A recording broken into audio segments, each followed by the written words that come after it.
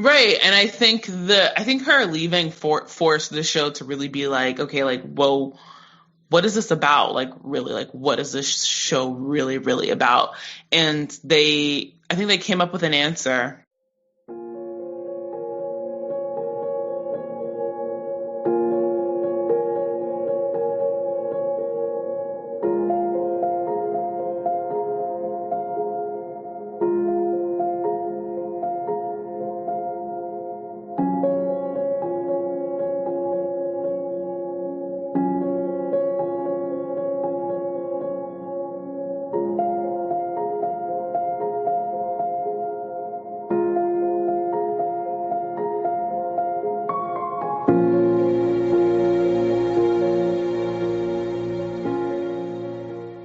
Hello, everyone. This is Alex. And this is Em. Welcome to the latest episode of The Good, the Bad, the Basic. This is the podcast for Gen X and millennials who are currently binge watching old favorites. On this podcast, we'll be discussing what we love, what we hate, and what was just a little bit problematic about our old faves. Though not necessarily in that order. Today's episode is part 2 of our recap and breakdown of The Vampire Diaries. Today, we're diving deep into seasons 5 through 8 of the hit series. And asking ourselves why folks just can't seem to stay away from mystic balls. TVD turned bad tropes and bad writing into a loyal fandom. But how? Well, that's what we plan to find out. And if you thought seasons 1 through 4 of the show were messy, then girl, strap in. We are in for a hell of a ride, so stay tuned. Stay tuned.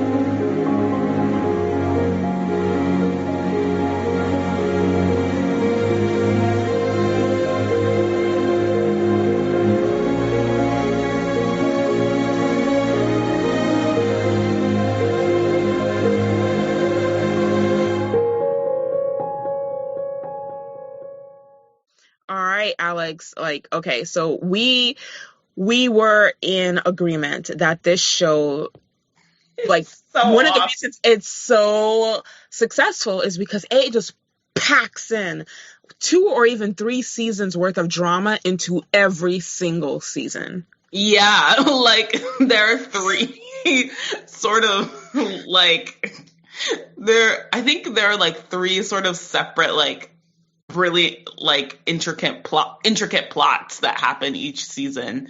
Mm-hmm. That one plot could sustain an entire season, but why do that when you can put in 3? Right. So every season of Vampire Diaries is broken into chapters. Each season has 3. Sometimes they have even 4 chapters. Season 5 is one of those that has 4 chapters. So we have 4 sets of antagonists. Our first antagonists are Silas and Kitsia, aka Tessa. Then chapter 2 antagonists are Wes Maxfield and Enzo. Then chapter 3 antagonists are Catherine, Nadia, Wes, Enzo, and Damon. And then chapter 4 antagonists are Marcos and the Travelers. It's a clusterfuck of people, places, and things, you guys. It was really interesting. It was great to rewatch this season 5, because when I tell you I had completely forgotten about the Travelers. I completely forgot that was a whole thing. Season 5 what? And season 6 really slipped away from me. I didn't know. I completely forgot.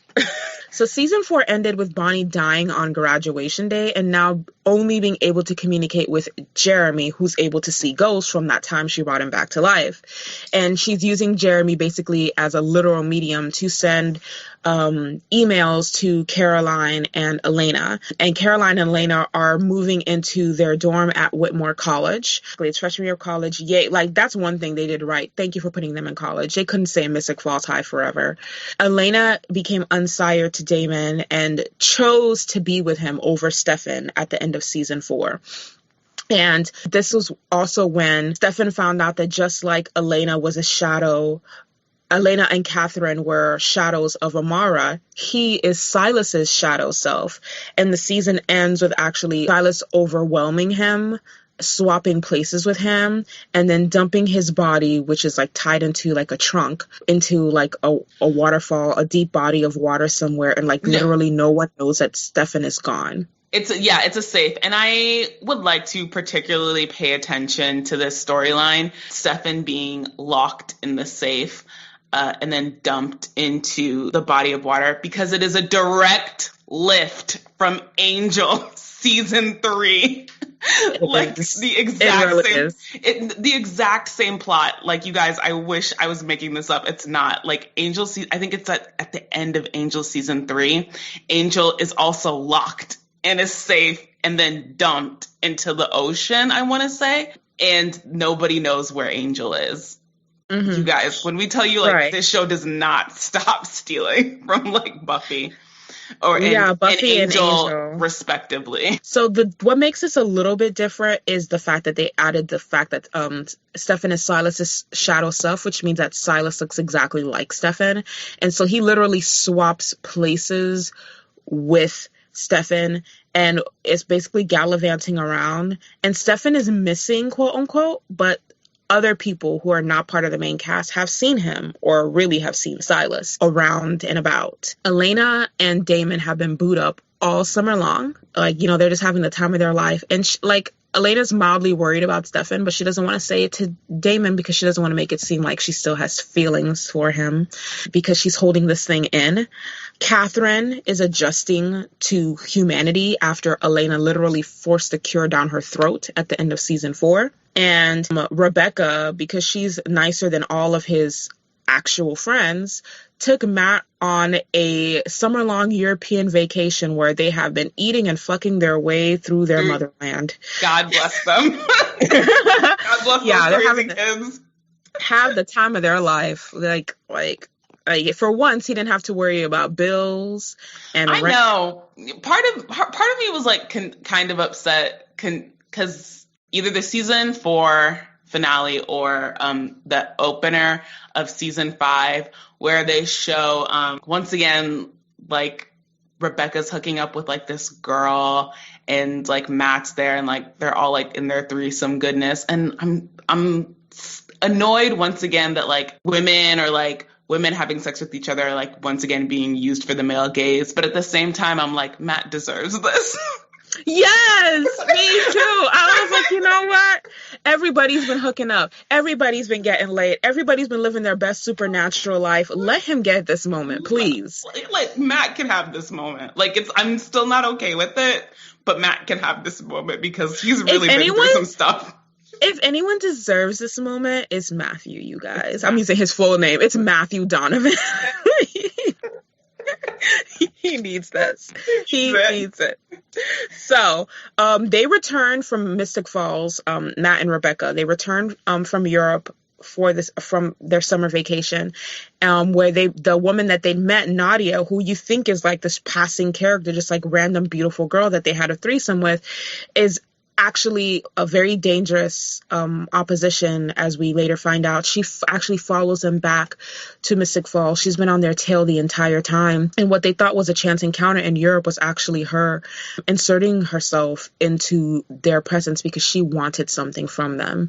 We later find out that this Nadia person is both a traveler, which is supposed to be like the Romani, better known as... Right. But she's not just Romani, she is also a vampire, and she is also the daughter that Catherine was forced to give up at birth. Right. So something that they do in this season is that they sort of the show sort of codes like the travelers as like Romani. And once again, the racism persists, because then they're like the antagonist, but then they're like against the vampires, which is like the biggest thing you can do on the show to like code that you're evil.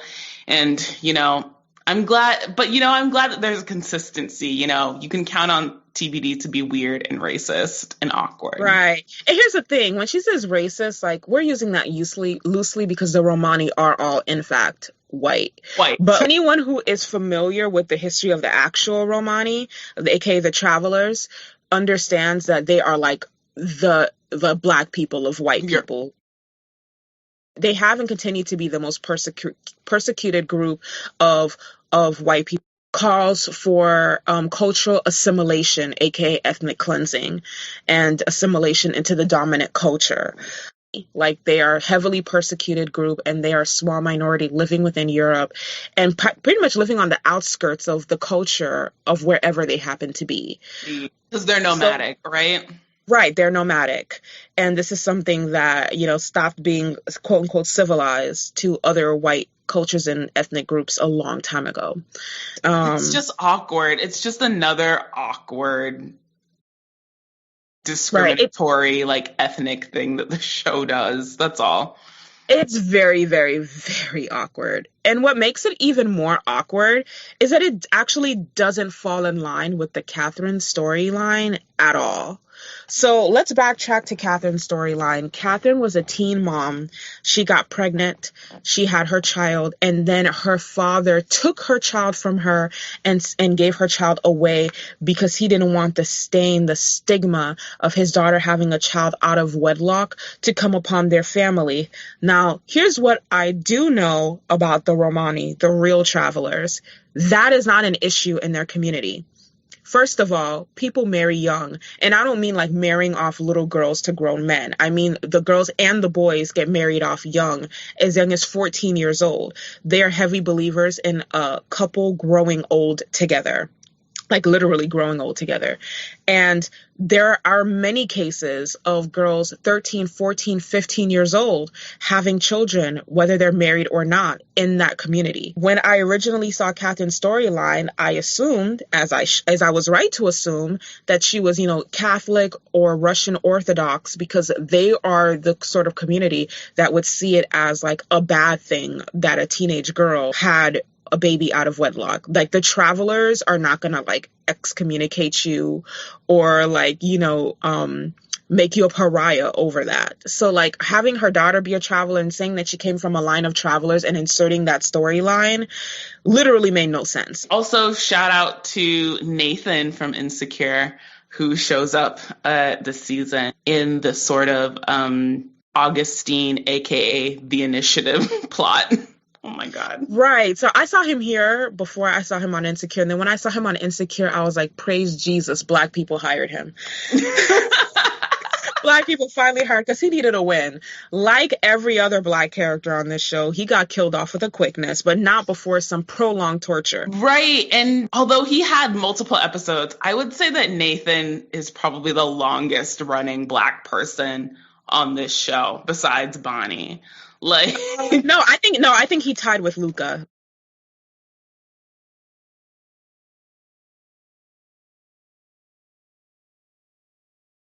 They gave him maybe 3 or 4 episodes and then nipped it in the bud. And then poor people of color Death Watch TBD, poor their roommate Megan, and she was actually played by the singer Hayley Kiyoko. Oh, okay, look at that.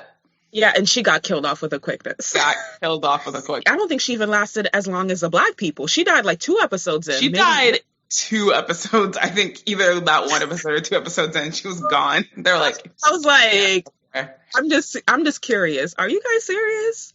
One thing that I will, commend TBD for in this back half of the series is that they move on from killing just Black people to killing Black and Asian people. So like, you know what? There we go. Progress. Travelers were falling like dominoes too. So they were killing like large groups of white people indiscriminately as well. So you know what? I just want to really commend y'all for that.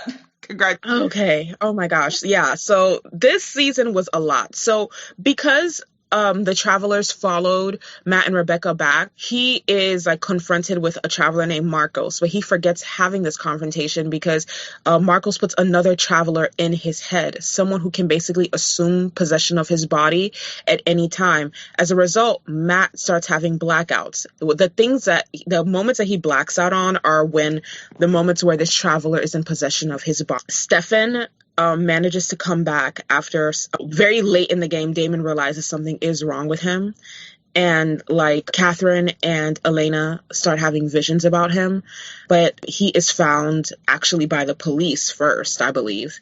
And his memories are askew, and the only person he trusts is Caroline. I thought this was a really great way of like moving their friendship forward, because Caroline and Stefan have been cool for a really long time.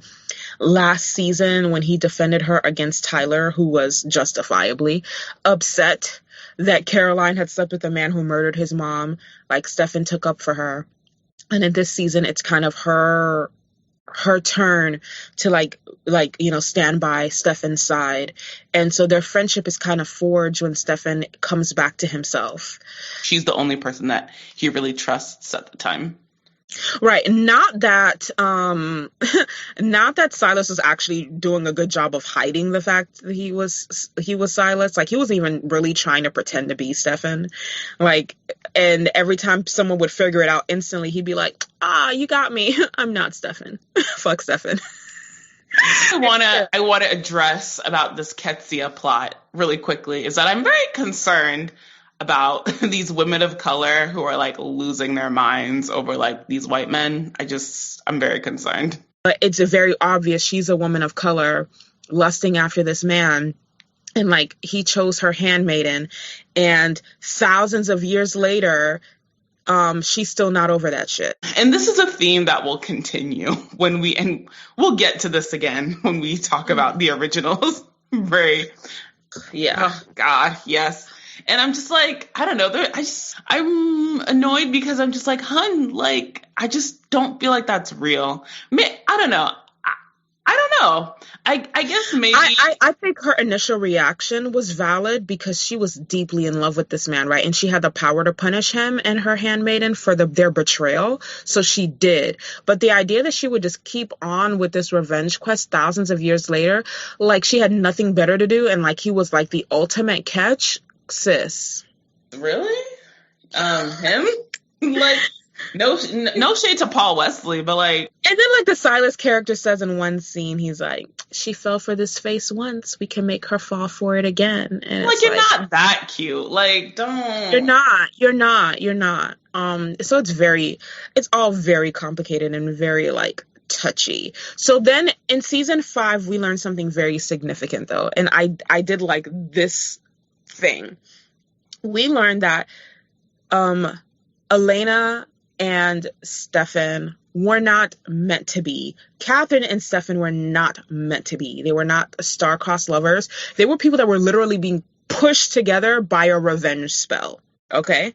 So that's why shadows of themselves kept reappearing in every lifetime, and they kept feeling so drawn to each other. By choosing Damon, Elena actually breaks the cycle of Amara's doubles always ending up with Silas's doubles. Right. So I guess in that, like, they're like the true love story or something. Equally ridiculous, right? Like it's not even that. It's I feel like for once they finally given Elena agency. Things are not happening to her. She actually made the choice to be with Damon and not who like this spell ordained her to be with. Because if she was still with Stefan and then we found this out, like, it, honestly, I wouldn't have been as receptive to it. So I'm like, she's not in love with him. She just thinks she's in love with him. You know? It takes these people like, so in season 5, it takes everyone like 4 episodes to realize like Bonnie's dead. Like an entire summer and like, I guess 4 episodes in. Which they should have known something was wrong with. Like, why haven't we seen her? Why haven't we heard her voice? She can't pick up a phone when she's traveling with her dad. That's exactly, that doesn't make any her house. It would have seemed like her dad was like literally at her house. Right. Like no one actually goes. Weird. Her dad wasn't anywhere. Like he was all around town because her dad's the mayor now, you guys. He's the mayor now. He's everywhere around town. He didn't go anywhere this summer. Exactly. They would have seen. Oh, well. Yeah. So this season is actually the season where Caroline confessed to sleeping with Klaus, like kind of goaded into it. And we'll talk about that later, by someone who she thinks is Elena. And Tyler's enraged. And Stefan like kind of steps in and saves her. And their friendship is kind of like set in stone at this point. Like they know they have each other's back. And I wish that they had kind of kept Caroline and Stefan friends, because they are the only people I feel on the show had a real genuine friendship without any ulterior motives or like extra shit attached to it. But of course, it's TVD, and the white girl can't be single for long, so they made them love interests. I think I don't think there's any way to really sort of get all of the plots that are happening like into this podcast, because we would be here forever. But if you want to do that, just watch this season. Honestly, I don't really feel... I don't think it's hard sort of picking episodes to watch in these back halves, because I don't think they're worth watching. I don't mean to be mean, but I don't think I feel like there were like glimmers of hope where the writing wasn't just a means of like distracting the audience from the poor character development, but like might be something of substance, and they drop the ball every time. Essentially, because even once you get to these back halves, it just becomes it's not even like it's retreads of earlier concepts, but shifted just enough to bring new light to a situation.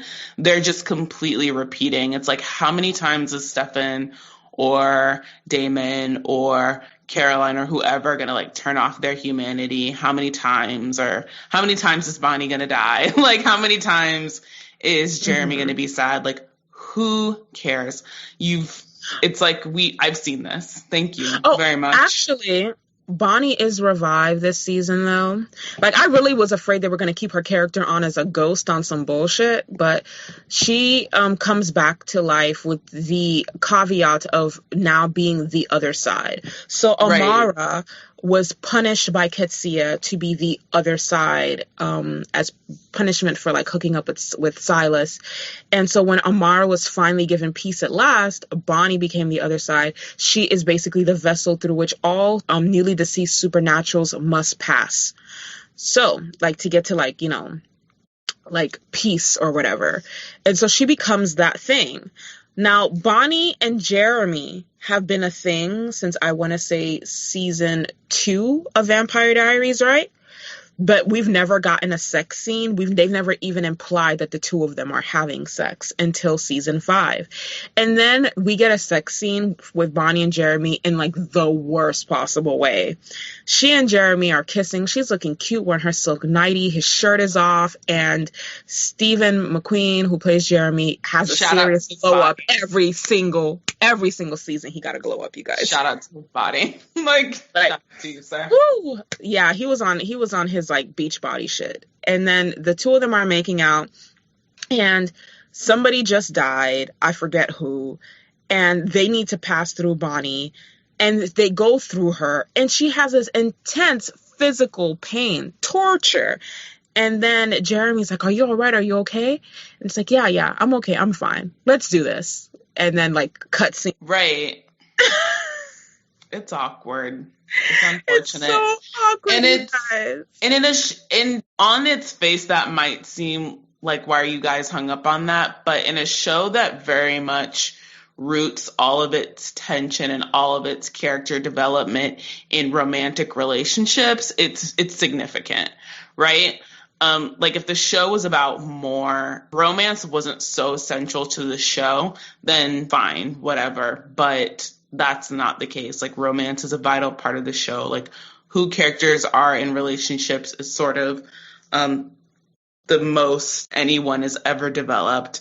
So if you're not in a relationship, or if you're a character that's like not in a romantic relationship, or your romantic relationship isn't focused on a lot in the show, it's definitely a signifier that you don't matter, or that your character doesn't matter. Right. And we can use the argument that Bonnie and Jeremy's relationship doesn't have as much focus simply because it's not as toxic as the other relationships. They actually have the least toxic relationship on the show, because what you're telling me is Bonnie can only be the focus when her life or somebody else's life is in danger. Bonnie shouldn't get like the privilege of being able to enjoy pleasure. Right. Or in that, like, she only matters like if she's in pain, or like if she's about to die, or something, right? Or someone else is about to die, then we need a Bonnie. So this season was interesting because it brought in like a new supporting character named Enzo. Enzo, we learn back in the 50s, was Damon's best friend during a time when they were incarcerated together. So the Whitmore Society... In the Initiative, a.k.a. Right. This is obviously lifting from the Initiative in Buffy the Vampire Slayer. Right? A.k.a. What is it? The Augustine, St. Augustine or something? Right. The Augustine Society is kind of like... it's very similar to the group of founding families in Mystic Falls that like are on Vampire Alert or Vampire Neighborhood Watch, except they actually take vampires and test on them. And during this time, Enzo fell in love with a woman that was working there who was Black, and this becomes a theme for him. Like, he only likes older women and Black women, apparently. And while he and Damon were incarcerated there for like a decade, no, Damon was there for a decade. Enzo was actually there longer. They became best friends. And one Christmas, when they were pretty much put on display like zoo animals, they took an opportunity to escape, but only Damon could escape. And unfortunately, he had to leave Enzo behind. And we find out that Enzo's still been there this entire time. So it's been literal decades where he's been a hostage to these people. And he escapes and is, rightly unhinged because he's been in pretty much solitary isolation and torture for decades. But even he gets his shit together relatively quickly and proves to be a better person than Damon and Stefan. Right. Enzo is sort of like a Damon point too, initially. When he's introduced. And this is what I think we're saying when we talk about the show never moves, the show never develops, these characters never develop. Because I think in these back halves, what you really start to see is that you start to see 2.0 characters that are already on the show. I think that Damon, Enzo, and later Damon's mother's boyfriend, Julian, are all sort of the same type of character and same type of antagonist, and they all serve the same type of purpose to the story. I agree. I think you have Stefan, and then you have Silas, and then you later, I want to say, I forget, but they're also serving the same purpose. Like, there's no... Well, Elijah is also a Stefan type character as well. Right. Does Elijah come back in the back half? Oh, he does. They do. No. Yeah. But yeah, like even in the front half, they were trying to do this. Like, how do we make Stefan and Damon more likable? We give reflections of them in our antagonists, and therefore get people to see them as more of a protagonist. Right. Klaus was like the first mini Damon, who then became worse than Damon. So then we could root for Damon safely. Mm-hmm. You're absolutely correct. I agree with that. So yeah, the show absolutely doesn't actually fix its characters or show their evolution. It just gives us worse people that we can. That's true. So then now we can root for like the shitty person that we were first introduced to as a protagonist. I'm glad that they allowed Enzo's character to evolve. I would say after Tyler, Enzo is a character that is given the most growth, and he's given that growth very, very quickly. Because again, Enzo doesn't come in until season 5, and he stays until like the end of the series. But he is a character that didn't have as much time to develop as Tyler, but still managed to develop. And actually, in Tyler and Enzo, it actually makes a lot of our main cast look worse because they've been through worse shit, or they've been able to learn self-control and accountability, and our protagonists have not. Right. And I guess in season 5, real quick, season 5 is where Tyler and Caroline break up for real. For the final sort of time. That's just a little highlight. And Elena and Damon break up for fake. For fake.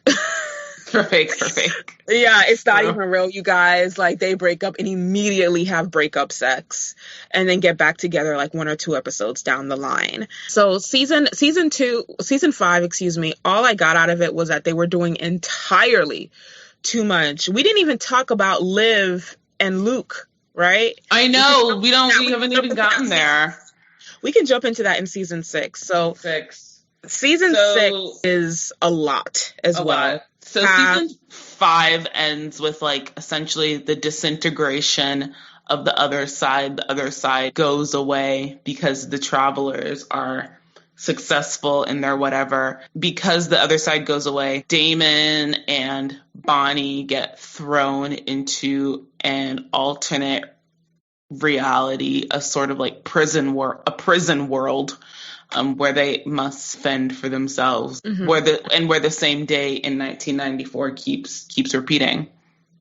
Right. So really quickly, I want to say that some of the best acting that Nina Dobrev did on that show, like as Elena, because I really liked her acting as Catherine, but some of the best acting she did as Elena was actually in the last episode of season 5, when Damon's about to be thrown into what they think is the other side, but is really, like Alex said, a prison world.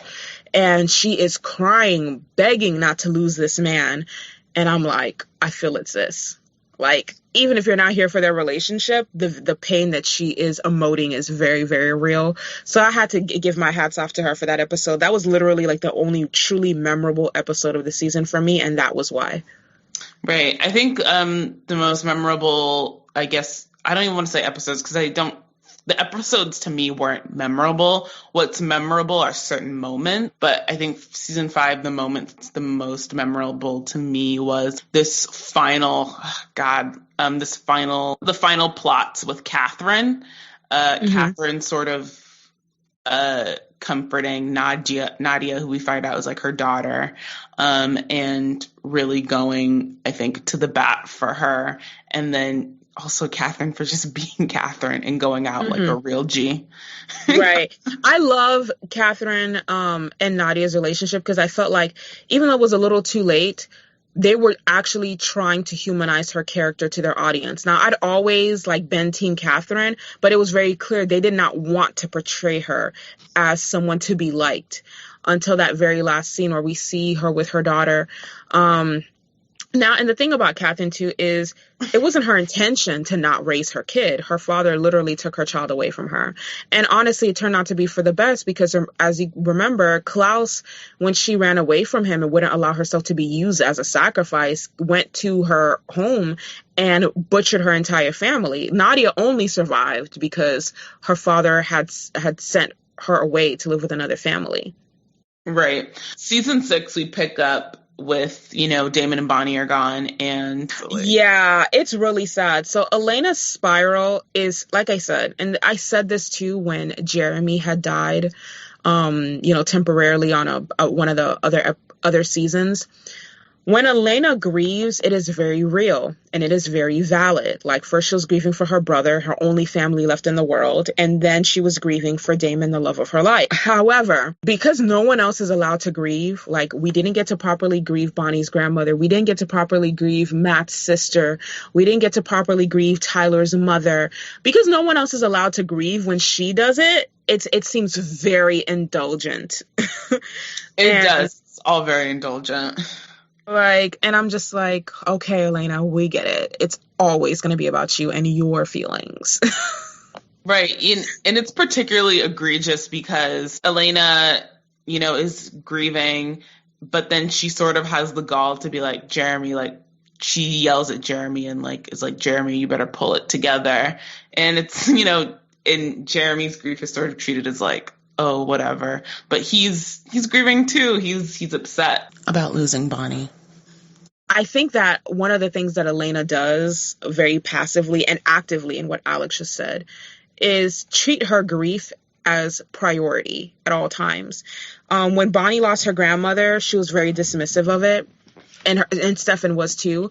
And like Damon, who was still, in antagonist territory at that time, was the only one who really saw like how important it was that Bonnie was grieving her grandmother. She does this again every time she's grieving. It's like, fuck everybody's feelings. Like, I'm just gonna do me and wallow. First, she turned off her emotions when her brother died. And like Alex just said, now she's kind of like become like this drug fiend so that she can get glimpses of her boyfriend.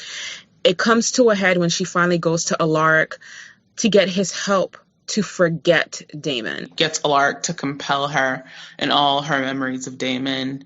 Well, not all of her memories of Damon, but all all the things that make her in love with him, she gets those to go away, because she still remembers him. She just remembers Damon as Stefan's brother, who is a psycho killer.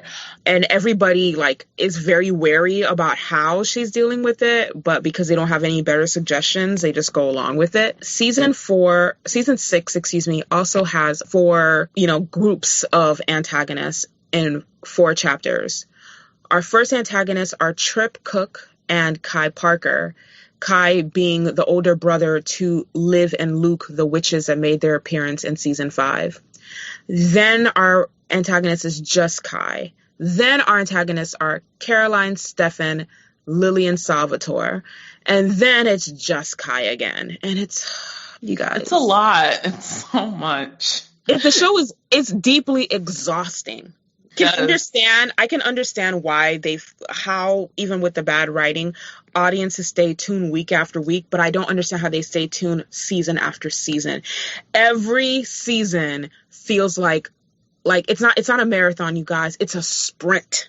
You are sprinting. It's a sprint. And we talked about this briefly, and I think the reason why it works and the reason why this show could not work today is because of just the mode of which it was aired, because the Vampire Diaries is in a weird moment. It was when I think streaming and like that sort of the deal between Netflix and CW, I think, was just implemented. So you have this. So you have the show airing live on the CW from week to week, and then 2 weeks after, like 2 weeks or like a month after that season, the season finale, you have the whole season then jumping onto like Netflix streaming being available. So I think all this plot and all the packing of this plot is when when binge watching was still wasn't like a regular thing yet. The reason why you can have all of this is because I think the writers are still thinking like, okay, week to week to week, and they're not necessarily thinking about, okay, someone's probably going to watch someone's going to like get this season and maybe they'll watch episodes 1 through like 5 in one sitting, and then they're going to watch 5 through whatever in another, right? Mm-hmm. Right. This show's very much like a remnant of that. And that's actually what makes TVD like a cool show to think about. Not like we said because of the writing or anything, but to think about just the moment it was in, because TVD is like a lot like Scandal, and that it comes into the cultural zeitgeist in a very transitional moment where as a society we're very much transitioning and changing the way we even take in content and take in material, and how our attention span like adjusts to that and how that works. So the other thing that's Vampire Diaries did is they kept the show fresh with really great music. Some of it mainstream, a lot of it like indie or lesser known artists. And this is from season 1 through season 8. They never missed a beat, you guys. If you want to know more about the type of music that was on the show, there is a private Spotify playlist that I have compiled with like the best of the music on that show for our patrons. But this is a show that really took advantage. They had some great artists on the show, you guys, like hits, misses, like the music is an absolute hit. I don't know who was curating the music for the show at the time, but thank you. I appreciate you. So thank you. Season 6, the main plot through season 6 is Liv. I mean, if you had to pick a main, I guess, is sort of Liv and Luke and Kai and, oh my God, what's her name? Joe, Kai and Joe. Yeah. In like the sort of Gemini coven that will drive the rest of the season. The plot being that once Bonnie and Damon get free of the prison world, Kai is then let out with them, and he then goes on to like terrorize Mystic Falls. While Elena's grieving and Damon and won't really let Jeremy grieve Bonnie, who he's grieving for the second time, by the way. Yeah, the second time. And, you know, erasing her memories and shit. Season 6 is also sort of like Elena's final season. This is the season that Nina Dobrev like quit the show. Her contract is up and she decided to leave. So this is also the last season we'll have of like Elena Gilbert.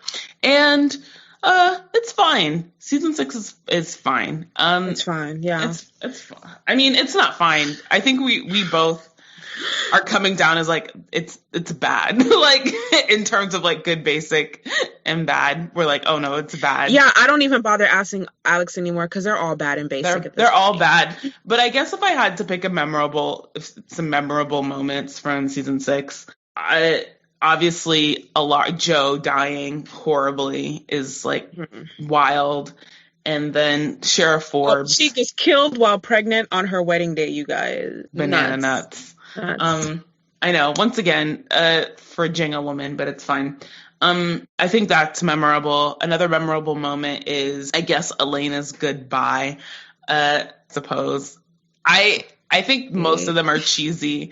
Most of them are really cheesy, but the one that I think is actually done well is like when Elena's saying goodbye to Bonnie, because it is this callback all the way to season 1, so it feels very significant. So that it feels more sincere, I think. Sincere, yeah, it feels more sincere and significant than the rest of the goodbyes, which feel really dumb. But so there was a lot going on season 6, you guys. Yeah. One of the more significant things about season 6 that we have to discuss, because this character kind of rolls over into season 7 as well, is that Damon and Stefan's mom, who's a vampire. Oh yeah. Like,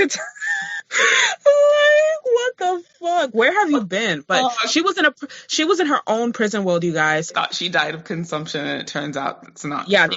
They thought she died of consumption, but their father was an asshole, and then she left, and she later became a vampire and got trapped in a prison world. Right. So she didn't go anywhere near her children because she's a ripper, and she didn't want to, like, devour her children and kill them, so she stayed away from them, which is, like, a good parent thing to do, like, high-key. But she's collected other children over the years, other vampire strays that she's taken in. Enzo was supposed to be one of these strays, but, like, shit went south. And apparently he's still mad about it because in the 5 minutes that they knew each other, he fell in love with her. I would say he's mad because, like, she's trying to treat him like a stray when he wants to be, like, you know, pipe her down. Like, it's the one person who, like, actually tried to, like, live his best life in season 7 was, of course, season 6 is my boy Tyler. So Mystic Falls has an anti-magic spell, right? So old boy Tyler just realizes, I just need to stay in Mystic Falls and I won't be a werewolf anymore. And that's exactly what happened. He does. And then he hooks up with not Caroline, like a moodier version of Caroline, Liv. Is she a moodier version of Caroline? She is a moodier version of Caroline. I don't know. I honestly didn't see the resemblance because I felt like Caroline was a person in his life at, like, the worst moments, and then, like, Liv was the person he gravitated to in his best moments. He was like, I'm finally free of it. No, I think Caroline and Tyler had, like a wonderful arc, like, in his worst, but also at his best. Tyler was at his best with Caroline. Really? Like, he just became a werewolf, and then he became a sire to Klaus, and he became a hybrid. Then, like, the death of his mom, or the murder of his mom, and like his life was basically just finding normalcy again. So he took a page out of Jeremy's book, and he's like, I'm human again. Let me just start dating a witch and leave these vampires alone. That's real. No, she's annoying. I don't know. She's annoying. I don't like her. She is annoying. I will give you that. She is annoying, but I feel like she's annoying in a different way than Caroline is annoying. Like, she's just really annoying, and everything she says is really annoying, and everything she does is super annoying, and it just feels like maybe she's like a moodier version of Elena. Maybe that's what it is. Yeah, she is a moodier version of Elena. But we did get, like, a token gay character via her brother Luke. Bitch, did we? We did. Luke was gay. Like, he never actually hooked up. Like, they never even gave him a hookup or a boyfriend, but they made it very clear through what he was saying that he was interested in guys. See, that's what, like, you guys, when I tell you that this season, there's so much that's happening because I totally missed that. And I've rewatched, like, that season twice now because I had to rewatch it twice because I was like, I don't understand what's happening in this show anymore. And it's like, like Alex says, at least they're consistent. They treat their token gay character with the same amount of like, as they treat their token black characters. It's fine. Speaking of token black characters, we had this girl named Sarah Nelson who was pretending she was Sarah Salvatore, a descendant of, or a relative of Damon and Stefan's, who becomes yet another disposable black person that is killed. They find the real Sarah Salvatore, and then she is also killed. And then the most hurtful disposable black person is a black man dying of cancer that Caroline feeds her blood because she's convinced that vampire blood will save her mother and cure her mother, but not so convinced as to test the theory. So she goes to find this homeless black man to test on, just to be sure. And then he dies a horrifically painful death. The two Sarah Salvatores, Nathan, and then Nathan died season 5. Oh, Nathan died season 5. See, yeah. But yeah, there's like black people getting killed off every season. Don't keep track. There's no point in keeping track. If you take a shot every time a black person dies on this show, you will have poisoning. Drunk, like. And for a show that doesn't have like significant black characters outside of Bonnie and the ghost of her grandmother, that's saying a lot. That's a lot. Lily being reunited with her quote unquote family, her vampire heretic family, who are witches and vampires. So yes, that is the show just retconning on their own mythology. Good for them. And the one standout on season 6, I would say, is that at the massacre that is Alaric and Joe's wedding, when Kai's about to kill Bonnie and basically tells Damon straight up what his options are. You can save Bonnie or you can be with Elena. You can't have both. Yeah. Damon chooses Bonnie, and like we can see, like, finally his character is shedding that layer of selfishness, because all the good things he's done prior to this had a layer of selfishness to them because it's what Elena wanted. Or because it's what would get him closer to his goal of being with Elena. In doing this, actually all of season 7, because when he left the prison, Bonnie was left behind, and he actually tried to get her back. She had to get herself out in the end because, Bonnie, but he actually tried to get her back. But in choosing Bonnie, he makes it very clear that where he stands in their friendship, and we see Damon actually grow and choose the thing that's going to hurt him the most. Right. And in the way that they do it, it's like Elena is not dead, but she's like asleep, and like she'll only wake up once Bonnie has lived her life and is dead. So basically, Bonnie will never see Elena again. And Damon has to wait until Bonnie like dies of old age to see Elena again. Yeah. Season 7 picks up with everybody sort of Damon and Alaric and Bonnie are like drinking across Europe again. Lily and her crazy vampire people are just hanging out in Mystic Falls with one. By the way, there's a member of Lily's family who's a black man who literally doesn't speak. You guys, he doesn't speak. He never talks. Can we talk about it? Oh my god! Oh my god! Like, I was just like, this fucking show. Listen, I'm not mad at a mute character. Like, yay for representation, because there are mute people in the world. My issue is that we're literally silencing the only black man you have on the show right now. So, like, you have been killing off black people for seven seasons, and now you have one of the main cast, and you're like, he will never talk. That's right. It's like the writers were like, we should give him more lines, and they're like, but what if he didn't have any lines? What if he couldn't talk, you guys? It's just like. I believe that, like, deep within my soul. I believe it in my soul, you guys. I believe it in my soul. Season 7, there's still a lot going on. We'll never be able to, like, adequately recap all of it because it's just so much.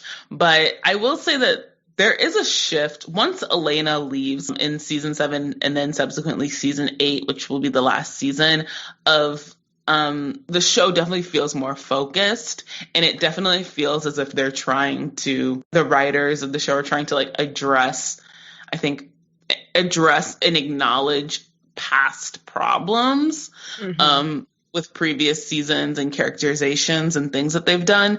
And well, I don't think that they were successful. I do think it got marginally better, and I will commend them for that. Right. And the thing is, there was so much fuckery in seasons 1 through 6. You cannot undo that. You cannot. They were literally on 2 seasons left, season 7 and 8. You cannot undo the shit that you just put into the show in 1 or 2 seasons. Like, it would have been an impossibility. But I do agree with Alex that the narrative was more structured. And we actually, like, started to develop other characters more. We got more into Alaric's personal life. We gave Enzo backstory. We gave Lillian backstory. We gave Stefan a storyline that didn't have to do with Elena or Catherine. Like, thank you. Like, honestly, I know it was probably like shit hit the fan when Nina Dobrev said she was leaving the show, and they were probably scurrying in that writer's room. But I think she forced them to actually try. Right, and I think her leaving forced the show to really be like, okay, like, whoa. What is this about? Like, really, like, what is this show really, really about? And I think they came up with an answer that was a good one. It's about, family. It's about friendship. And this is the first time where, like, Bonnie and Damon's friendship isn't marred with Elena needing something, so they can actually, like, be real friends. Exactly. And and funny enough, I feel like Bonnie approaches getting a personality this season. Yes, like, I thought that was in my head, but yes. Like, she does. Like, I feel like the writers are like, oh, Elena's gone, we have to, okay, because, like, they know who Caroline is, right? They know exactly who Caroline is, but they don't really know who Bonnie is. And she's now, now that Elena's gone, she is now, like, their principal, like, female character. So they have to know who is she in relation to Caroline. And they start to sketch something out. They start to figure something out. So as always, we have, like, a host of antagonists. Julian and the Heretics, and then Julian and Reina Cruz, who's a vampire hunter, then, like, an official supernaturally ordained vampire hunter. And not the vampire hunters from, like, 2 seasons ago, you guys. Like, she's, it's a different type of vampire hunter. It's a calling for her. Or something. It's a calling, it's an obligation, it's a curse, however you want to view it. And then our, like, last set of antagonists are Ambrose, Reina, Bonnie, and the Armory Monster. There's a monster, you guys. There's a lot of stuff going on. Recap, the Gemini Coven cast a spell to save Joe's babies as they were dying, because her babies are now literally the only surviving members of the Gemini Coven. And so they put them in a place where they would be safest. Caroline's body. Can you say plot hole?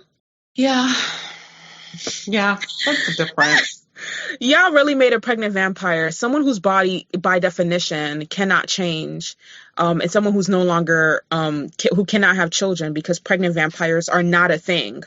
Right. And I mean, obviously they do it to accommodate Candace Ackles, who I think was actually pregnant at the time. But still, it was a lot. It's a lot. And honestly, like, and what happened in season 6 too, something significant happened via Tyler.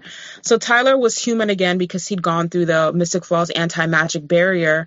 But as he and Liv lay dying at the massacre of Joe's wedding, she tells him, like, listen, I'm dying, finish me off, because if you become a werewolf, then you'll survive this. And so he has to kill this girl that he loves to save his own life, and then basically go through being a werewolf all over again. We could have addressed this some more, because, like, how much shit is Tyler supposed to go through, you guys? Listen, when I tell you I forgot that even happened. I feel so bad. One thing, okay. You know, there was just so much. I don't even blame you. There was so much. So much. Okay, so one thing that I will say, also, I'm so proud of myself. I'm finding all these nice things to say. Okay, one thing I'll say about season 7 is the way that the show actually, and like I said, shout out to this season 7, season 8 back half, because the show does reinvigorate itself narratively in how it picks up in season 7, episode 1. So it's shown that like the show sort of jumps to the show sort of pulls a How to Get Away with Murder, and what it starts doing is that it starts jumping from time frame to time frame. So in the so each episode, sort of the cold open is sort of, it starts with a title that says 3 years from now, and it's this like crazy cold open of like each of our characters, whether that's Stefan or Caroline or Bonnie, something kind of nuts happening to each of our principal characters. So I think in that first episode, it jumps to Stefan being in New York, opening a storage center, and we see like a desiccated Damon. And then in the next episode, that cold open is Caroline working at the new center and then getting a stake through her gut, so the show starts time jumping, and what that does is that it reinvigorates the series, because now like we're, as an audience, we're excited again to really see like, well, what's gonna happen. And it's just something that the show does in this back half that I think is really smart. Right. I agree with that. And I noticed that as well. Like immediately, it almost felt like we were watching a different show with the same characters, because of the way that it was being filmed now with the time jumps. And, you know, that cold open and time jumps and shifting. And partly this was done because, you know, they didn't want babies on the show. So we're showing like Caroline's children as a little bit older. Excuse me, not Caroline's children, Alaric's children. So in season 7, she starts off pregnant with Alaric and Joe's baby, and she finds this out via Valerie Toole. Valerie Toole is a heretic, and she looks at the video footage, and she realizes the spell that the Gemini Coven is performing is a protection spell for the twins, and that Caroline is experiencing a supernatural pregnancy. Valerie Toole was also Stefan's first love, you guys. Oh, yeah, there's a really dumb plot line. That was such a bad plot line, It's a dumb plot line. I don't even want to acknowledge it. Because remember what they said about compulsion, too? If you're compelled by a vampire to do something, if you become a vampire, all the compulsion is released and you get all your memories back, right? Right. The show just like, they're just, who knows? Hooked up when he was human. Then she left with his mother and the other heretics. And then he becomes vampire a couple years later after meeting Catherine. And he still has no memory of Valerie. Like, pause. She's not an original, so it's not a forever compulsion. He should have remembered her when he became a vampire. But they bring in the storyline because, again, the show will not allow people to be single for more than 5 minutes. And she becomes the love interest when Caroline's pregnancy drives a wedge between them. Yeah. So the Caroline pregnant plot is stupid. And it's stupid, but it's more than it's stupid. It's troubling for a lot of reasons. And we've talked about this a bit. It's weird that they, make her pregnant. And like we said, we know that it's to accommodate Candace Accola. But it's weird that they write it in such a way that she's pregnant, that one, she doesn't get a choice to be pregnant. These sort of Gemini Coven, like, people just sort of like force these kids into her body. And then suddenly now she has to essentially be this unwitting surrogate for Alaric. And then that's weird one. And then it's weird too that it's something that ends up driving a wedge between her and Stefan, because, you know, then she sort of acts like they're her children. They're not her children. Like, she has no biological ties to these kids. Like, you're literally a surrogate. Honey. She's a surrogate. Like, and so it's weird that when she then pops out these kids, she takes on this expectation of like this mother figure to them, but like, no. And it's weird that the show insists on her character doing that, because if anything, and this is what we talk about where there's no continuity with these characters, if anything, way back when Caroline initially becomes a vampire and when Klaus had a bigger presence on the show, Klaus and Caroline talk about the fact that like Caroline being a vampire is the greatest thing that's ever happened to her, and that, you know, before her destiny was to always sort of be this small town girl in this place doing the same thing over and over again. And now the world is sort of like open to her and she wants to see the world. So it's weird that like in season 7, you have Caroline, she's birthed these kids. Wouldn't the expectation or like the thing that would actually track would be for her character to then birth these kids and then now that she's with Stefan be like, okay, deuces, like I'm off. Like for me, like that makes sense. She would be like, well, I've had these kids. Here you go, Alaric. Have fun with your children. You go and raise them. Be competent. Be a competent single father. Like I'm out.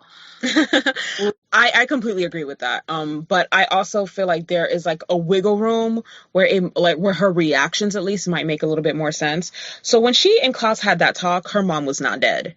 And I think this is significant because Caroline was really close to her mom and she doesn't really have much of a relationship with her father and she's an only child.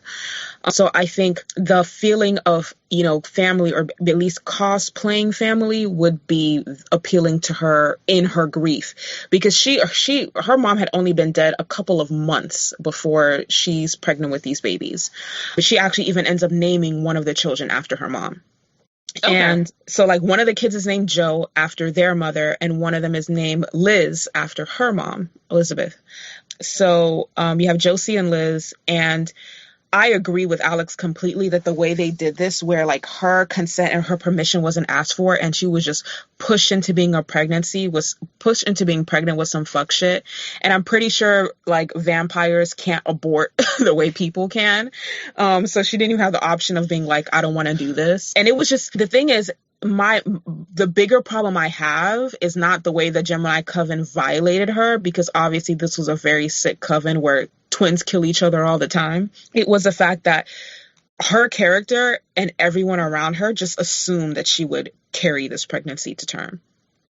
Right. And then she's not allowed to be upset about it, or she's not allowed to be annoyed that like her life is off track, or that now there's a situation with her body that's like interfering in a relationship that she cares about. I think that's what I have the most issues with, is that it would be nice to have a narrative like in popular culture where like a woman gets pregnant and she's not like this is the most amazing thing that's happened, for her to be upset, because I think that's valid. And the reason why I really do agree, like he's allowed to be upset, and that, I don't know, the characterization of Caroline is annoying, is because once again, she has no biological ties to these children. She is just a surrogate. None. It's not like it's a Jane the Virgin situation where like it's Jane, like Mateo is Jane's son, like that's her biological son, as well as Raphael. It's that like, no, like she's just a surrogate, like she's nothing is tying her to these kids. And this is important too. Like I understand actually, you know, Caroline becoming attached to these kids. I understand that. But what I don't like is that the show makes it seem as if her raising them is some sort of duty when it's not, as a way to avoid making Alaric a single father. Yes. It's not her duty. Them ain't her kids. We cannot stress this enough, you guys. Those are not her kids. Those are not her children. Okay. So, yeah, like honestly, a lot of Caroline's reactions make sense, but I really feel like they should have nipped it. Like, it should have only gone as far as her naming those children and coming to visit them every so often. Living with those children and Alaric and playing, let's be a family. Like I felt that was really like a way to avoid a single parent plot line, and I feel like it was disrespectful to the Joe character, honestly. It is, isn't it? Because it makes it seem like she's so replaceable. Like, I'm your mom, I gave birth to you, but like, Joe conceived them in her body. Her body, yeah. Wait, what? Like, are you serious right now? Right. Yeah. And you're right. It's disrespectful to the Joe character, because then it's like, I birthed you, but like you have none of my genetic material that's actually from like another woman, that woman. It's not as if it was Joe's choice not to give birth to them. She was like horribly butchered, you guys. Butchered. Like, so that's what happened. And like the kids are just lucky that, Kai didn't stab her in the belly, but that's the situation. And Caroline gets basically finagled into being a surrogate, and then the storyline ropes her into being these kids' mom, and by association a love interest to Alark, which was so incredibly forced and uncomfortable. And it's like, even if she wanted to raise those kids, why do her and Alark need to be together? That was another thing, because the show telegraphs and makes it clear that, she's still in love with Stefan. And the only reason why she's even still in Mystic Falls is because Stefan sort of left. So why are they even together? Like, why is that necessary? Right. It's so oh gosh, it's horrible. It was not even like a hint of romance around Alark and Caroline prior to this. And the fact that she's like in college now doesn't make it okay. He was his high school history teacher, you guys. That short scene where like Caroline and Alaric kiss is like the worst thing ever in the history of things. It is. Like, it is. It's so bad, you guys. And so yeah, it's just really bad and really forced all around. And I'm just gonna say this because I need to get this shit off my chest. If Katarina Graham, who plays Bonnie, had been the one to get pregnant, they wouldn't have worked with her pregnancy in the script. They would have just killed Bonnie off for good, and we know this. So then I guess another highlight from season 7 is like Bonnie, I guess, falls in love again. Good for her. Yeah, Bonnie and Enzo hook up. And not just hook up, like they form like a full-fledged relationship. And again, Enzo was on his bullshit when he first got free of the Augustine Society, because he had been tortured for decades, but he shaped up and started flying right real quick.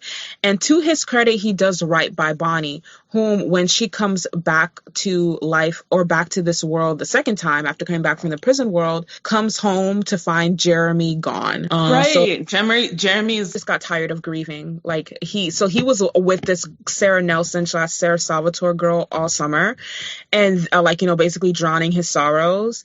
And then he was just like, I need to leave Mystic Falls and figure out what the fuck I'm doing with my life, basically. And Stefan was kind of on a similar trajectory. Stefan had wanted to leave Mystic Falls as well when he thought that Damon was dead. They were both like, nothing's keeping me here. Why am I here? Bonnie doesn't want to tell him right away that she's back, but then I remember a scene where she does like leave him a voice message and lets him know that she's alive. And then the show just that's it. Yeah, they never follow up. So Enzo comes into the picture, and he really does right by Bonnie, you guys. Like, Enzo treats like Bonnie's pretty good when it comes to relationship. Both Jeremy and Enzo, I think, were good, non-dramatic, like really loving partners for her. So the show gave her that much at least.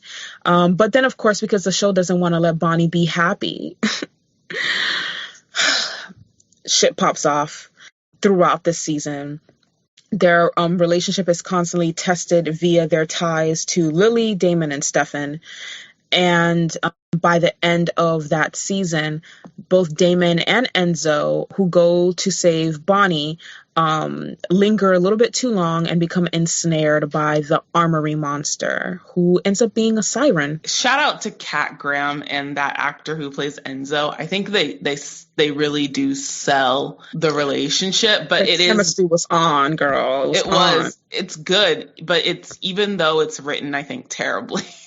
And I feel like it's not, I feel like as a viewer it wasn't built up properly, and the only reason I think it works is because I said Kat Graham and like that actor, they both really sell it. Yeah, so Enzo, or Lorenzo St. John, is played by Michael Malarkey, and I think he's a good character. But the chemistry was sizzling. It was even better than the chemistry that Kat Graham had with Stephen McQueen, who played Jeremy. Like, it was obviously her first adult relationship, and it was popping, you guys. It was really good. It was really good. Enzo has a vibe. Like, he does have a vibe. He has that like panty dropper vibe for real. He does. And when he started getting his life together and started combing his hair and like he was looking very GQ in these latter seasons. In these latter seasons, even like, so before Bonnie and Enzo become a thing, when I think he's still trying to like convince Lily, there's like a scene and he's playing guitar and he's like, "Who am I to you?" And she's like, "Oh, you know, you're like part of the fam." And he's like, "Well, I don't want to be your family. Like, I want to be your man." Like, he has it. I was like, damn. Yeah, I would have been like, fuck Julian for real. He gets like really close to her. I was like, yeah, that's it. That's that juice. Like, he has it. He has it. I would definitely say hands down that Michael Malarkey is the sexiest, like plays the sexiest character on that show. Like, I know Damon's supposed to be sexy, but a lot of times he's very aggy. Stefan is not sexy to me. Jeremy is sexy, and you know, Tyler and Matt are just like Tyler and Matt. They were just kind of like bros, really. Like, I didn't really see them in that light. Klaus was again supposed to be portrayed as sexy. He's very aggy, very irritating, and honestly, that very mild-mannered way that Elijah has about him is actually much sexier to me. It's a very specific quality. And I feel like people have talked about this, about like leading men and like what makes something sexy and like how to do it properly, like on screen. You can be good looking and not have any of it. One of the things that makes Elijah a great character, even when he's portraying an antagonist, is that he can be so... everything he says resonates, even though he literally never raises his voice. And it takes a certain kind of charisma to always pull people's attention, no matter like how calm you are. Like, he's one of those people that walk into a room and you pay attention. Like, Klaus yells and Klaus throws tantrums and he's a child, but Elijah is a man. And that's what makes him sexy. Okay. All right. I'll take that. But yeah, like Alex said, like Bonnie and Enzo were it. We should have got one good sex scene out of that. I'm real pissed. The one that happens is a bad one, and that's what I'm saying. Like, I shout out to those actors because she gets one with Enzo, and it's bad. It's like, it's poorly lit. Like, the lighting is like stark, and it's super brief. It's not like hot, like in any sense. Like, it's even kind of awkward because like she's playing guitar and like they're looking at each other over this guitar, and then they have to move the guitar out of the way, and it kind of disrupts the flow of it. I'm just saying the person who directed the episode could have done a better job. Kat Graham is very great, and she's somebody that I think very clearly is like very comfortable like with her body and is in touch with her body in a way that's that I think it took Nina Dobrev some like time to find, because I think some of the like initial stuff is also with Nina's awkward, but Kat sort of like takes to it in a way that's very confident. It's done poorly. It should have been the scene where like he does the whole New Year's Eve thing for her. Yes. And like the lights, and it's because that's very beautiful, but instead it's like this weird, ugly, stark lighting, like, and there's, I think, all the colors drained from the frame, and it's like, and it's so annoying. It's like, so I'm annoyed that, like, why is it that people always want to experiment with Black people? Like, you know what I mean?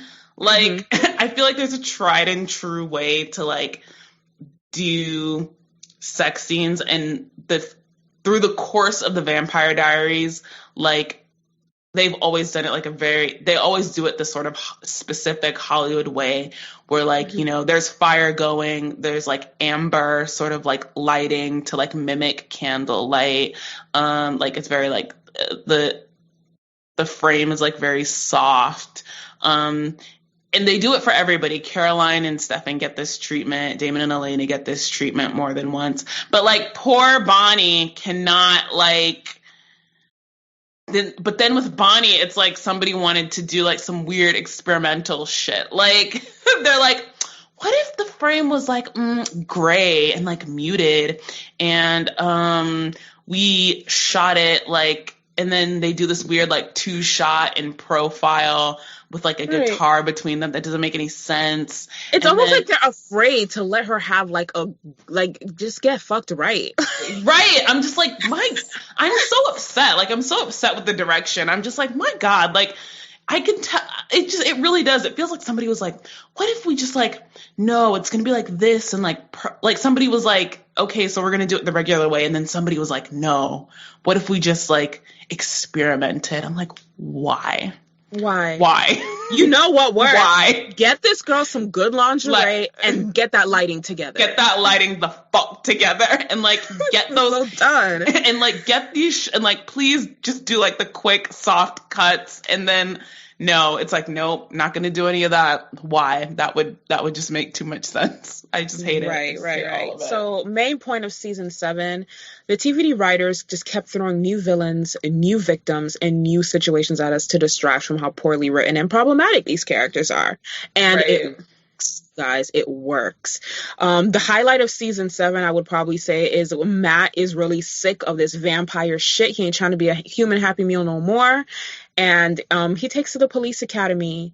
And like he's the only person that survives, you guys. And I would also say the other highlight, I think, of season 7 is like, for once, like the big at the end is like, it's like a race to save Bonnie's life. So Bonnie sort of gets to be the one that people give a shit about for once. And I don't want her to be the damsel in distress, but if this is what it takes to be taken seriously on this show, then. And when they save her life, it's not with some sort of caveat to her. Like she doesn't have to like suffer further. You understand? So like Damon and Enzo become ensnared by the armory monster, but Bonnie is able to survive unscathed, and that's good. Season 8, you guys.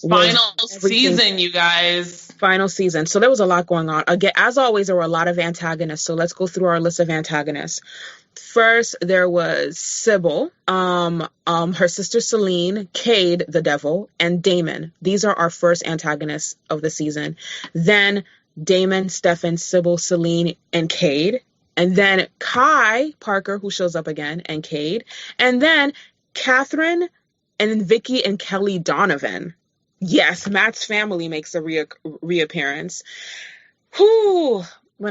I know I use the word clusterfuck a lot when I talk about this show, but you guys, it is so apropos. Like, there's a lot. You guys, it's so appropriate. Like, I don't even know. Okay, so I want to jump into something real quick that's been bugging me, and I talked to Alex about this, but you guys, this is some fuck shit. First of all, we know that Vicky Donovan died, in large part due to Damon turning her into a vampire. And Kelly Donovan, Matt's mom, left town. He didn't even know his mom was dead, you guys. We didn't know that Kelly had died, and we don't know really how. But they show up in season 8 working for the devil, and because they were in hell. But what did Vicky and Kelly do to end up in the same hell as Catherine? Make it make sense. Right, that's real. Like, all Vicky did was take some pills and catch some dick. She literally never did anything to hurt anyone until she became a vampire. And she was literally like a baby vampire less than 48 hours old who didn't have any control of her emotions. Exactly. So you know how we talked about like in Buffy season 7 was like just super forgettable? I feel that way about TBD season 8. Like, it's super forgettable. Like, don't ask me anything that happened. I don't know. Agreed. I have like a vague knowledge even now. After watching season 8 twice, I'm still just like, I can't tell you what happened. I'm not sure myself. Yeah, like that's so deep. I'm gonna just jog Alex's memory on some key points, and then we're gonna talk about it, because I get it, girl. Like I really get it. Like, I do feel accomplished because I feel like I got to the end of like a marathon. Like, I'm exhausted. But it was like a sprinting marathon. Like, you were jumping hurdles during the marathon. That's what. Right. Exactly.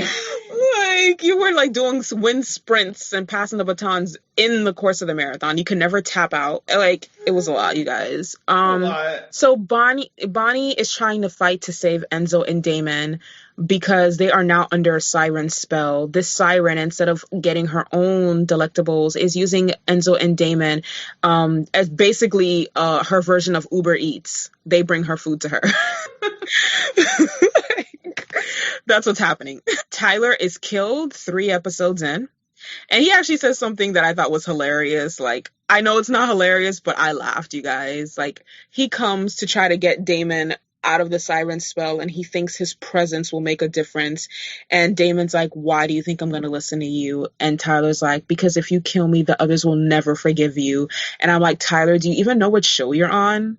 People forgive each other for horrendous shit so then he gets very quickly killed off by Damon, which I felt like, again, Tyler had a great character arc, but his character was so misused and mishandled by the writers. And I didn't like that.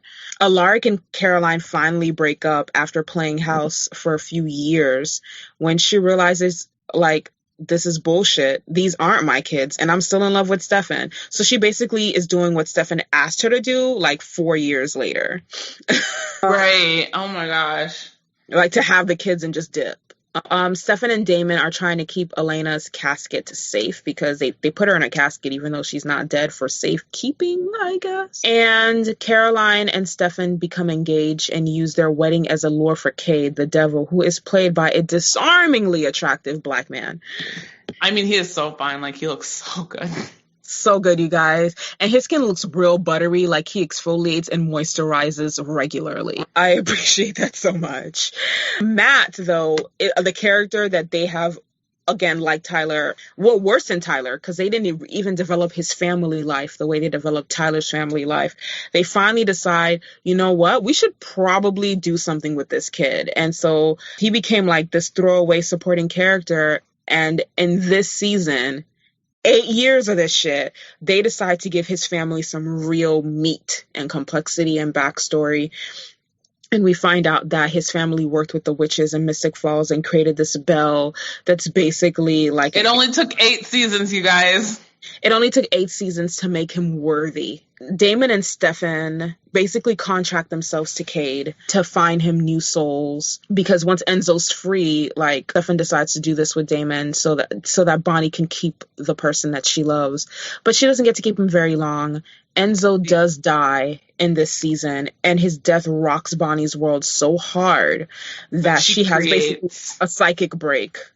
Yeah, she creates another dimension like Cade. Because we find out Cade isn't necessarily the devil. He just sort of, in his death, when he was basically lynched, when we find out Cade's backstory. Right. And then after I learned the backstory, you're not even mad at him. Cade is essentially is murdered at the moment of his death. He because he was a witch, he creates like another plane of existence, and he then makes that existence quote unquote hell. So Stefan murders Enzo quite horribly, just as Bonnie and Enzo have sort of talked to each other, and Enzo's like, I'm gonna take the cure for you, and I want to be with you and grow old with you. Because Enzo essentially asks Bonnie to promise him that one day, she'll turn and be a vampire for him. And she's like, I don't want to do that. And he's like, well, then. Right, because she would have to sacrifice being a witch. And herself. And I guess, well, Bonnie is at least comes to herself, because she says, I've seen how Caroline and Stefan kill people, and I don't want to do that. I don't really ever want to be that. And Enzo's like, okay, well, I'll be human.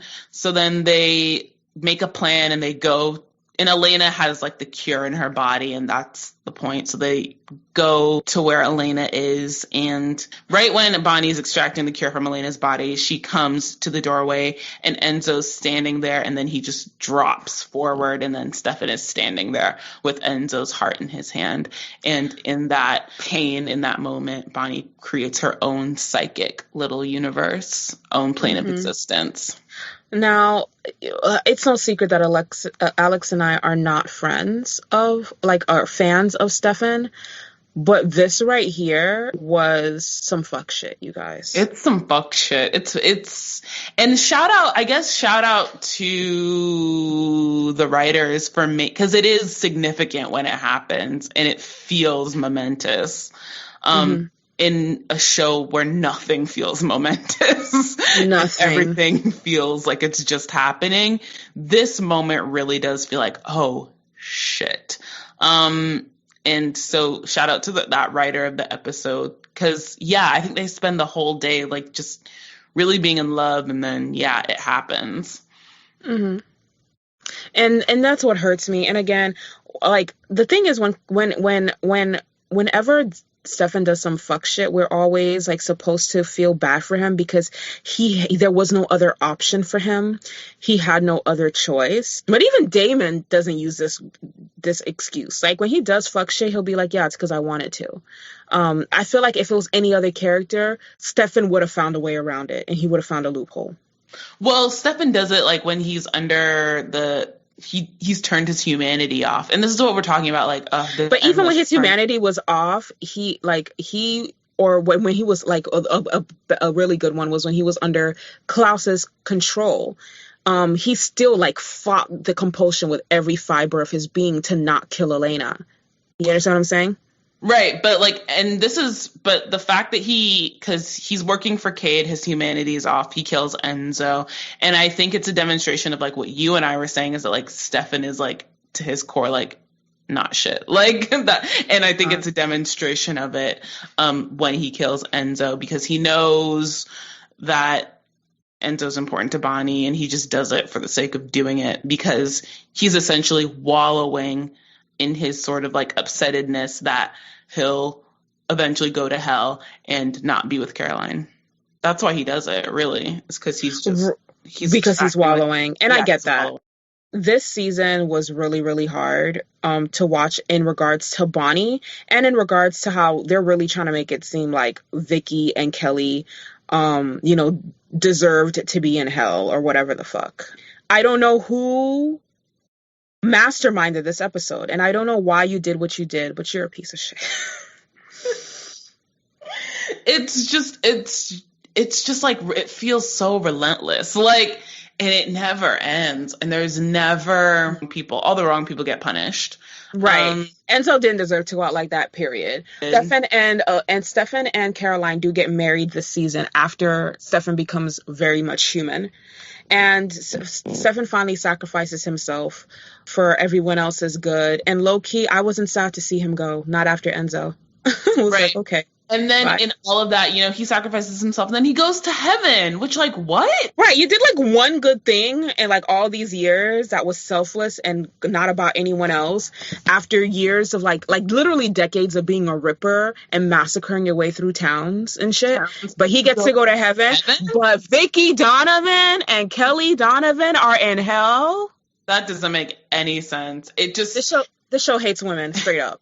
It hates women. It hates women with sexual agency like Vicky and Kelly and Catherine, and I'm dying on that hill. Listen, Catherine going to hell makes sense to me. Like in that, Catherine just, took her knocks on her chin. But the fact that Stefan and Damon get happy endings is bullshit. Like, because they don't deserve them. That's exactly why I'm conflicted about Catherine. I absolutely think that she deserves to be in hell. Don't get me wrong. But Stefan and Damon belong in hell with her, is what I'm saying. Right. Like, and if it wasn't a show that hates women, it wouldn't just be punishing the more sexual, liberated, independent women characters. That's true. The women, it is concerning that the women who have agency, who have the most agency and exercise it the most, who are the most active, like in the narratives and things, and they make things happen rather than things just happening to them. Because as much as I like Caroline and Bonnie, I I don't like Elena. But the thing about Caroline, Bonnie, and Elena is that things just keep happening to them. Like, none of them to like significant degrees ever really make super active choices to like drive the story forward. They're always, Bonnie in particular, Bonnie, Caroline, and Elena exist to clean up the messes of Stefan and Damon. So essentially the show decides to punish the women who did what they wanted to for themselves and did not like make themselves handmaidens to the two central male characters. And that is concerning. Very concerning. I completely agree with Alex. This season was exhausting to watch. It was a clusterfuck. Like I said, I enjoy getting some backstory on Matt, but it was too little too late. Rewatching that series finale, it just feels like, I feel like I didn't watch anything. Like, what happened? Like, exactly. Watching the TBD series finale is the same way I felt watching the Scandal series finale. I was just like, let it be done. What even happened? The characters were so mishandled that at the end you're so desensitized and you're so detached from so much. See, the highlight of season 8 is when Bonnie packs her bags and there's like a pamphlet and it says Africa. She's going to find some other Black people. God bless her. I just want Bonnie to get some Black friends, meet some real witches out in Africa, and get away from this fuckery.